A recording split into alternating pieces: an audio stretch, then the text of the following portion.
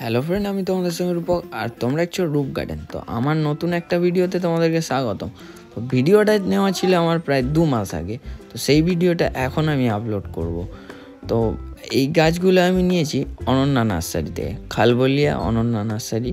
এটা প্রায় অনেকটাই দূর, আমার বাড়ি থেকে অনেকটাই দূর থেকে নিয়ে এসেছি। তো এই গাছগুলোর কোয়ালিটি দেখো, এই টাইপের কোয়ালিটি আছে। এর মাটি আমি কিভাবে করি, তারপরে এর পরিচর্যা কিভাবে করব, তো সেটা তোমাদের সঙ্গে সব কিছুই আমি আপডেট দেব। আর এই ভ্যারাইটিগুলো খুবই ভালো ভালো ভ্যারাইটি। গাছগুলো ব্রাঞ্চ দেখো, একটা ব্রাঞ্চ আছে কিন্তু কোয়ালিটি ভালো গাছের।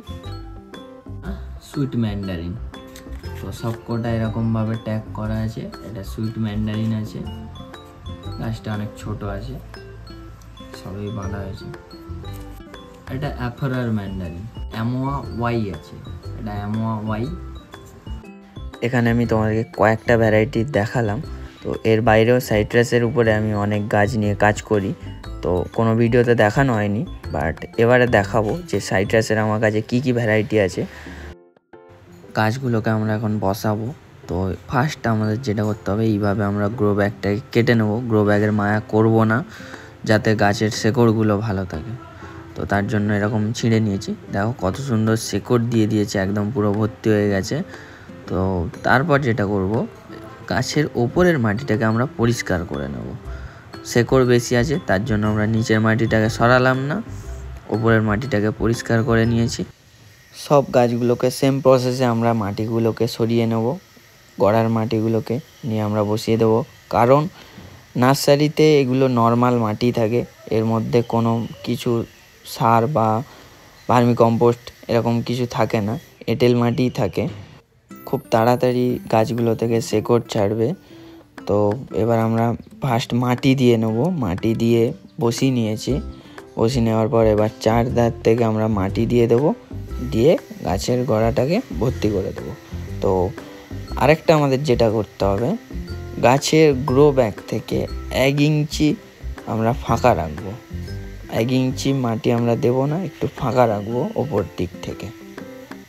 এখন আমরা জানবো যেটা মাটি তৈরি করার জন্য আমরা কি কি দিয়েছি। 50% বাগানের মাটি দিয়েছি, আর তার মধ্যে দিয়েছি 30% গোবর দিয়েছি, 3-4 বছর পুরনো গোবর। আর তার সঙ্গে আমরা ইউজ করেছি 20% বালি। তো এটাই আমাদের মাটিটা তৈরি করার প্রসেস।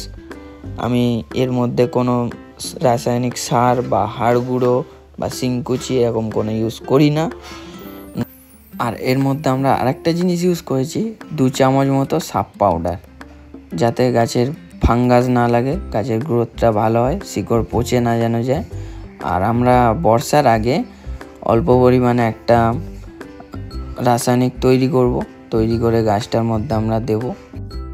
আমরা এখন দেখে নেব নতুন সাইট্রাসের কী কী ভ্যারাইটি আমরা অ্যাড করেছি। ফার্স্ট এটা ফিঙ্গার লেমন, এটা একদম পুরো আঙুলের মতো হয়, তার জন্য এর নামটা ফিঙ্গার লেমন। এটা সিডলেস কিন্নু।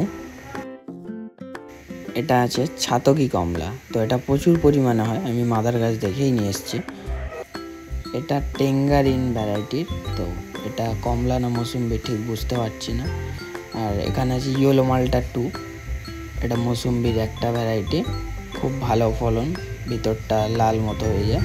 এটা অ্যাফোরার ম্যান্ডারিন আছে, গাছটা কোয়ালিটি ভালো। তারপর এটা আছে রক ম্যান্ডারিন, ফ্রিমন্ট, এটা ডেকোপন। তো এই কটাই ছিল। এখন আজকে ভিডিওটা এই পর্যন্ত। তোমাদের ভালো লাগলে লাইক, কমেন্ট, শেয়ার করো, অবশ্যই চ্যানেলটা সাবস্ক্রাইব করো। আর এর আপডেট আমি খুব তাড়াতাড়ি নিয়ে আসবো। তো চলো, বাই।